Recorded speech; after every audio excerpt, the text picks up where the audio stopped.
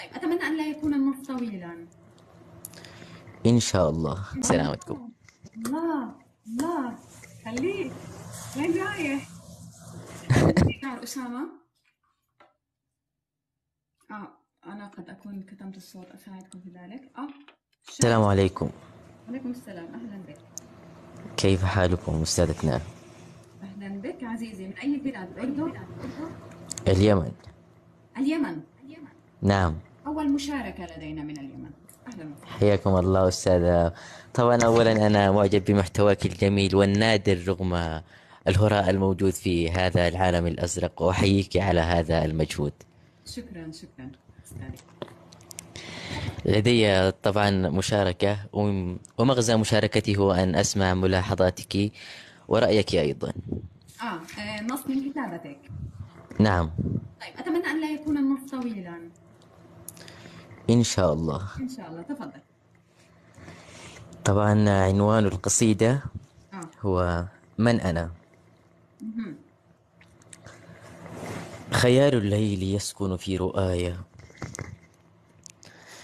وخيل الصمت تصهل في دجايا، صراخ الآه يصخب في فؤادي، وكل الحزن يخلق من أسايا.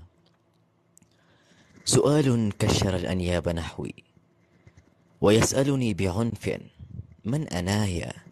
الله. يعاتبني ويضنيني بماذا، ويسأل من أنا ولما حنايا. يحاول مقتلي ويريد صلبي، فأهرب نحو أحضان المرايا. أيسأل من أنا وأنا سؤال تذيله القنابل والشظايا. أنا طفل وعمري 1000 عام، وليد غدي وأسكن في صبايا. أفتش داخلي عني فأحبو إلى أمسي، ولا ألقى خطايا. أنا جفن ضناه الدمع نعيا، أنا الطوفان يعبر في حشايا. أنا الموؤود في رمس الأماني، أنا حلم تغازله المنايا. أنا ابن الريح والأمطار أمي، وخلف الغيم تمطرني الحكايا. أنا وطن تؤرقه دموع، جفاف الأرض يسقى من بكايا. أنا لون سماوي حرون، أكابر أن أعيش بلا سمايا. أنا نجم تؤرقه الليالي، أنا ركن حبيس في الزوايا. أتعرفني لتقرأ صمت بوحي، أتدرك ما تخبئه شفايا. أنا عني فقيد لم أجدني، وتحملني كما طفل يدايا.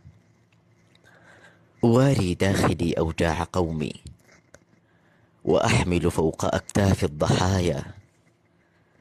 خفافيش المساء تنال صبحا، وصبحي مات حزنا في مسايا. وصبحي مات حزنا في مسايا. بسلامتكم. الله الله، خليك. وين رايح؟ شو هذا؟ ما هذا؟ الله، أنت شاعر عظيم، أنت رائع، أنت مدهش كما يقولون حقيقة أستاذي. معي أنت؟ شكرا أستاذة.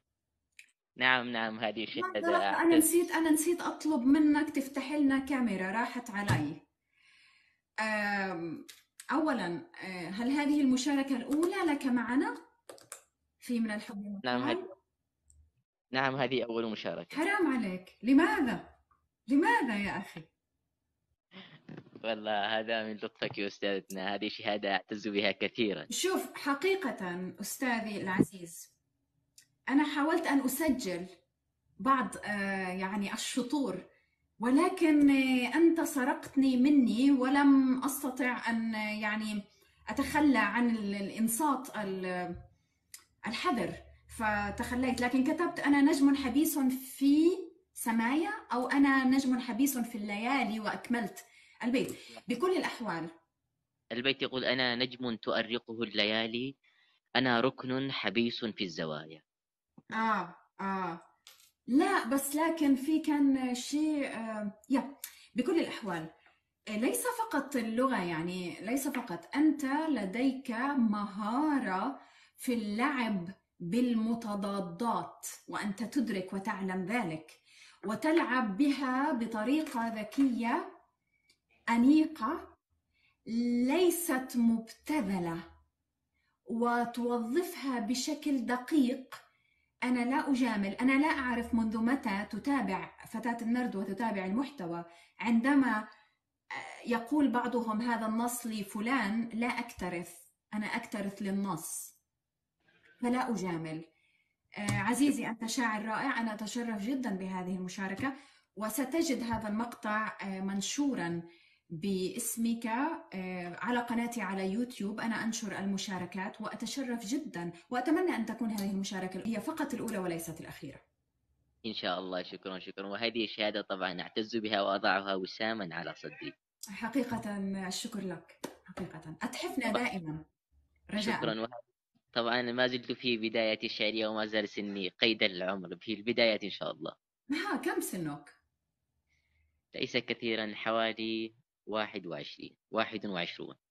يعني أنت الآن شو نحكي له يا جماعة؟ ما شاء الله عنك، ما شاء الله عنك، تستحق ذلك.